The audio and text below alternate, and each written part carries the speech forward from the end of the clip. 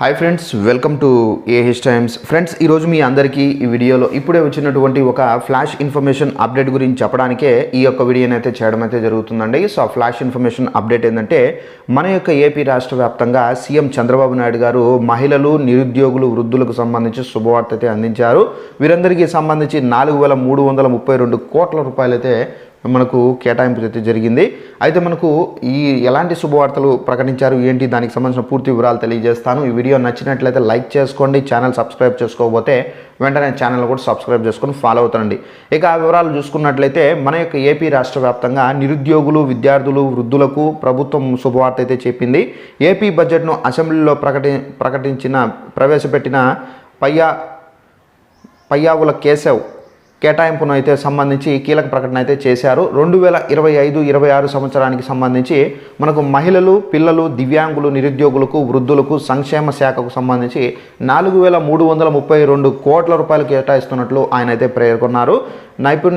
నైపుణ్యాభివృద్ధిని నిరంతరం మెరుగుపరుచుకుంటున్నామని చెప్పేసి తెలిపారు. కాలానుగుణంగా మారుతున్నటువంటి పరిశ్రమల అవసరాలను తీర్చడానికి నైపుణ్యం కలిగిన మానవ వనరులు చాలా ముఖ్యమన్నారు.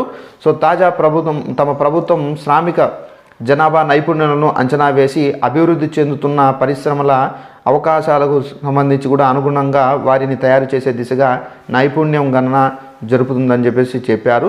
స్థానిక పరిశ్రమ డిమాండ్లు తీర్చడానికి నిరుద్యోగ యువతకు సంబంధించి, అలాగే కళాశాల డ్రాప్అవుట్లకు శిక్షణ ఇచ్చేందుకు 83 పారిశ్రామిక శిక్షణ సంస్థలలో నైపుణ్య కేంద్రాలను ఏర్పాటు చేయడం జరిగిందన్నారు.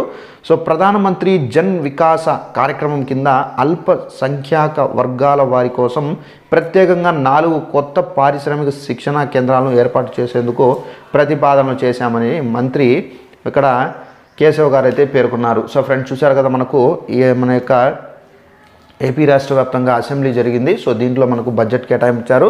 అయితే ఈ బడ్జెట్లో మనకి ఏంటంటే మహిళలు, నిరుద్యోగులకు, వృద్ధులకు సంబంధించి ఆల్మోస్ట్ ప్రభుత్వం శుభవార్త అయితే చెప్పారు. అయితే టోటల్గా మనకి ఏంటంటే వీరందరి కోసం 4,332 కోట్ల రూపాయలు అయితే బడ్జెట్ అనేది కేటాయింపు జరిగింది. అయితే వీరికి సంబంధించిన పథకాలు, నిరుద్యోగ వృత్తి కానివచ్చు, మహిళలకు సంబంధించి సో ఏదైతే 1,500 కానివచ్చు, వీరందరికీ సంబంధించి కేటాయింపు అయితే జరిగింది.